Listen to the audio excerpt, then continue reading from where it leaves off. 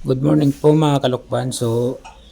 Bago po tayo mag-umpisa sa ating gagawin, magpasalamat lang muna tayo sa ating Panginoon sa pagkataon na pinagkaloob sa atin, lalo na sa ating mga kaalaman mga kalukban. So meron tayong home service dito po sa San Juan City, Maynila. So ang issue po niya yung mga kalukban, so yan po siya, H52 error po mga kalukban.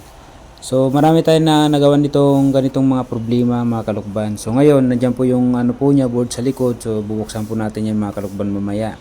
So, ang issue po lang nito mga kalukban ay H52 error. So, ang problema nito yung nasa board po niya mga kalukban. So, ayan. So, sa mga gusto magpa-home service po pala, magpagawa, pwede po kayo tumawag po sa aking contact number na ilalagay ko po dyan sa screen.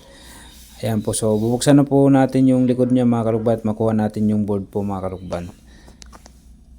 So, ang home servicean namin mga kalukban, Lukban Quezon, Laguna, Batangas, Cavite, Tagaytay, Muntinlupa, Alabang, Paranaque, Taguig, Rizal.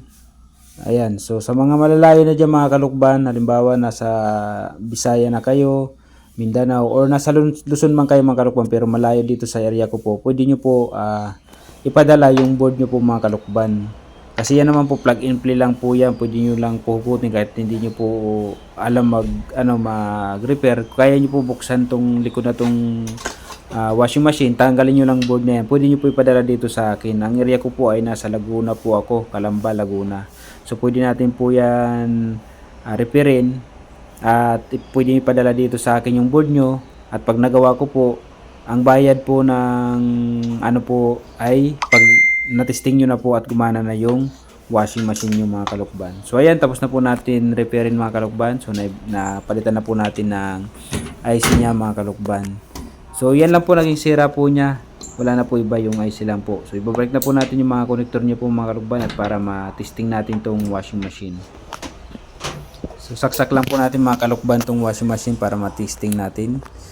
And ulitin ko lang po itong home service namin dito po to sa San Juan City, Maynila. So malayo na po to. Ayan.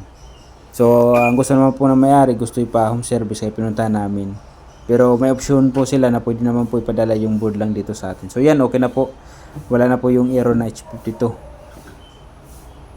So maraming salamat sa pagkataon ng pinagkaloob sa atin, lalo sa ating mga kalukban, mga kalukban. So hanggang dito na po ating video.